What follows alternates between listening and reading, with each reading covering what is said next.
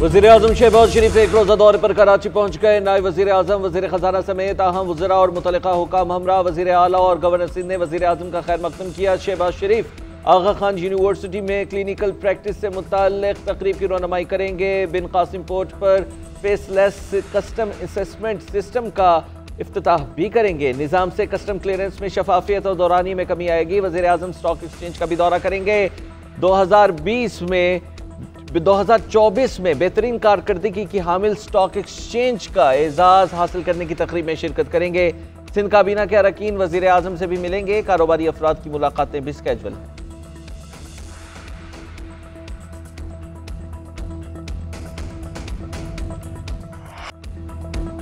5 रुकनी bench ने army act की कुछ दफात कलअदम की हैं। अगर हम भी इन दफात को कलअदम रखें फिर तो सिविलियन का फौजी ट्रायल हो ही नहीं सकता। अगर हम किसी और नतीजे पर पहुंचे तो तय करना होगा कौन से सिविलियन का फौजी ट्रायल हो सकता है। जस्टिस नईम अख्तर अफगान का ख्वाजा हारिस से मुकालमा। सिविलियंस के मिलिट्री ट्रायल से मुतालिक केस में जस्टिस जमाल के रिमार्क्स। कहा, पार्लियामेंट सुप्रीम है, मेरे ख्याल में आइन भी सुप्रीम है। कोई महज सोच रखता हो तो क्या इसका भी मिलिट्री ट्रायल होगा। पार्लियामेंट का इख्तियार बिलाशुबा है। कानून बनाए कि क्या क्या चीज जुर्म है। पार्लियामेंट चाहे तो कल कानून बना दे कि तिरछी आंख से देखना जुर्म है। इस जुर्म का ट्रायल कहाँ होगा। वो अदालत कायम करना भी पार्लियामेंट की आईनी जिम्मेदारी है। ख्वाजा हारिस ने दलाल दिए कि एफबीअली केस में तय पा चुका था, सिविलियन का भी फौजी अदालत में ट्रायल हो सकता है। अक्सरियती फैसले में आर्टिकल 8(3) और 8(5) की गलत तशरीह की गई। जस्टिस मुसरत हिलाली ने कहा, सिविलियन का मिलिट्री ट्रायल एपीएस जैसे मुजरिमों के खिलाफ था। पाकिस्तान का आइन मुअत्तल नहीं है। केस की मजीद समाअत कल तक मुलतवी कर दी गई।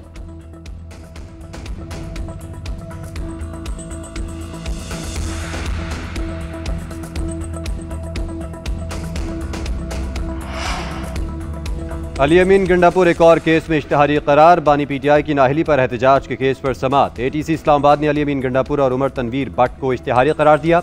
आमिर क़यानी के खिलाफ इश्तिहारी करार देने का अमल शुरू। गैर हाजिर मुल्ज़मान के वारंट गिरफ्तारी जारी कर दिए गए। अदालत ने समाअत 15 जनवरी तक मुलतवी करते हुए दरख्वास्तों पर दलाइल तलब कर लिए।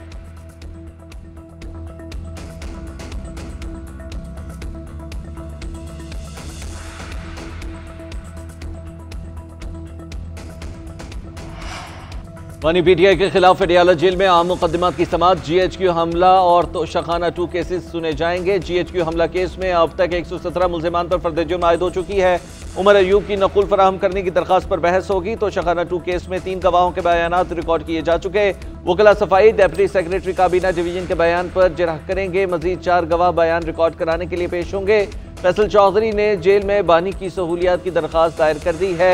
समाअत आज अडियाला जेल में की जाएगी।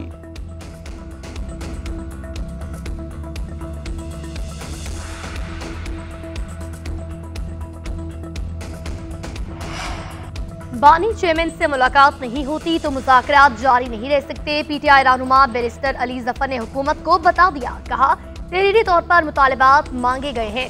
बानी से मुलाकात किए बगैर कैसे तहरीर दे सकते हैं। मुज़ाकरात जारी ना रहे तो कुछ भी हो सकता है। सेनेटर शिबली फराज बोले, हुकूमत के पास इख्तियार है तो ठीक, वरना हमें बता दें। सियासी इस्तेहकाम और अच्छे माहौल के साथ चलना है तो ये सब खत्म करना होगा। ये कठपुतली हुकूमत है, मुज़ाकरात किससे करें। हम सबसे बड़ी जमात हैं, हमारा मैंडेट चुराया गया। मुल्क सियासी अदम इस्तेहकाम का शिकार है। इसकी बुनियाद पर आगे बढ़ना चाहते हैं। सियासी और पार्लिमानी किरदार अदा कर रहे हैं।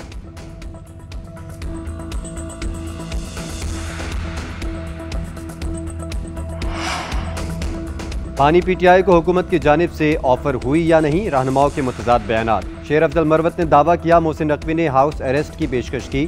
बानी की जानिब से मुस्तरद करने पर 20 दिसंबर को रिहाई की ऑफर हुई। 26 नवंबर के बाद हालात बदल गए। अब कोई बैकडोर मुज़ाकरात नहीं हो रहे। अलीमा खान ने कहा, अली अमीन गंडापुर हाउस अरेस्ट की ऑफर लेकर आए, बैकडोर डील करना होती तो कर चुके होते। सियासी कैदियों की रिहाई और जुडिशल कमीशन के मुतालबात क्या काबिल कबूल नहीं। चेयरमैन बैरिस्टर गौहर की पस पर्दा राबतों की तरदीद। बोले, हुकूमत से किसी मरहले पर रिहाई या हाउस अरेस्ट की बात नहीं हुई। 26 नवंबर से कबल मोहसिन नकवी से कोई बातचीत नहीं की।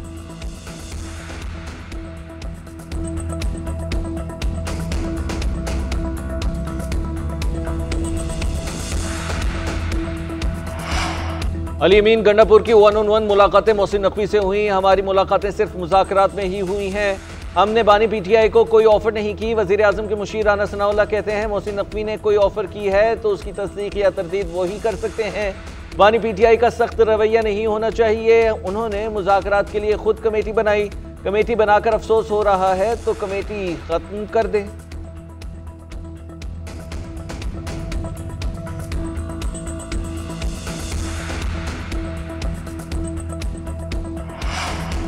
जो लोग जेल में मुलाकात नहीं करा सकते उनके पास क्या इख्तियार है? मुलाकातें कराने के काबिल नहीं तो नतीजा खेज मुज़ाकरात कैसे करेंगे? शेख रशीद ने हुकूमत को बेख्तियार करार दे दिया। बोले ताकत का असल सरचश्मा फैसला करेगा तो ही कुछ होगा। ये सब तो महज बारात के साथ है। पीपल्स पार्टी की कोई सुन नहीं रहा। ये सोचे बैठे हैं कि नए साल में कुछ बदलेगा, कोई तब्दीली नहीं आएगी। सियासी कबर 1 और मुद्दे 3 है। लोग बर्बाद, कारोबार तबाह हो गए। खुदा के लिए गरीबों को छोड़ दे।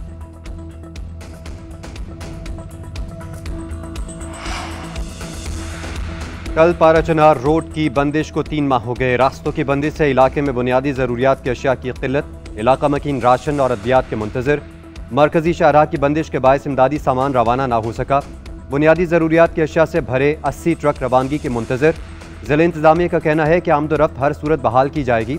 रास्ते महफूज बनाकर इमदादी सामान जल्द रवाना किया जाएगा।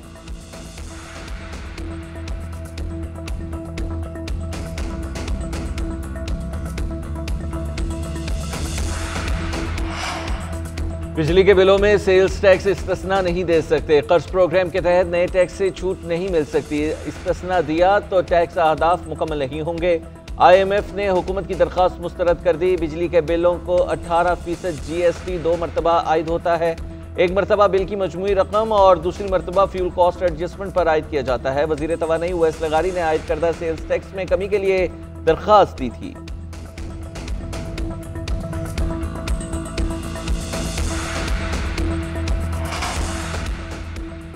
हुंजा में बदतरीन लोड शेडिंग के खिलाफ धरना छठे रोज भी जारी। शाहराह कराक्रम बंद, मालबरदार गाड़ियों की कतारें लग गईं। अवामी एक्शन कमेटी की कॉल पर मसला हल होने तक रोड खाली न करने का ऐलान। मुजाहिरीन का कहना है कि रोजाना 22 से 23 घंटे तक बिजली बंद रहती है। इस सर्दी में एक भी दिन पूरा घंटा बिजली नहीं देखी। गिलगित बल्तिस्तान हुकूमत के साथ मुज़ाकरात भी नाकाम। मुशीर इत्तलात का कहना है कि हुंजा में बिजली का मसला साबिक हुकूमत के बायस हुआ। मई तक हुंजा की बिजली का मसला हल होगा क्योंकि 3.5 मेगावाट की बिजली के मंसूबे मुकम्मल हो जाएंगे।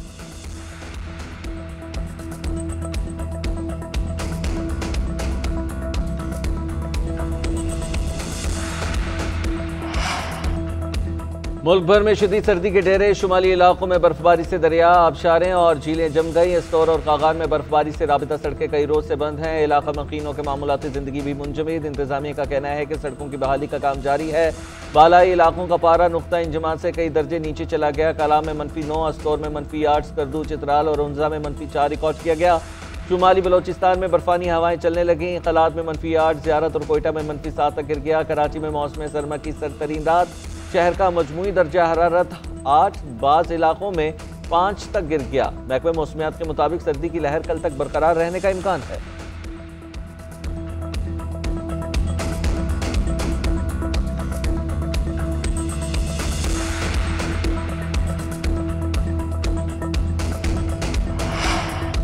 खैबर पख्तूनख्वा में पोलियो का नया केस रिपोर्ट। टांग में 1 साल की बच्ची में वायरस की तस्दीक। तर्जुमान NEC के मुताबिक केस दिसंबर में रिपोर्ट हुआ था। सूबे में पोलियो केसेस की तादाद 21 हो गई है।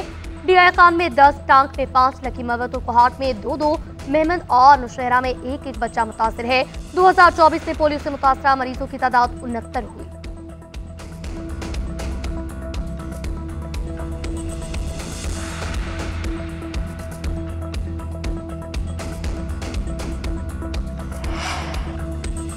पाक फौज के 3 बहादुर सपूत वतन अजीज़ पर कुर्बान। सिक्योरिटी फोर्सेस की खैबर पख्तूनख्वा में 3 कार्रवाइयाँ।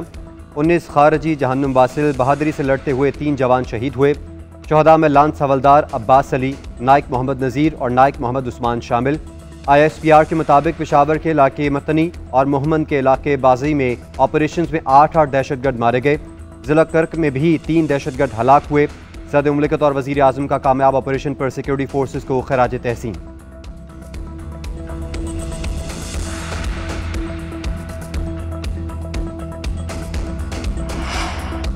सिंध की सड़कों पर इलेक्ट्रिक टैक्सी दौड़ेगी, नौजवानों को रोजगार के मौके भी मिलेंगे। सिंध हुकूमत ने ई टैक्सी मुतारिफ कराने की कोशिशें तेज कर दी।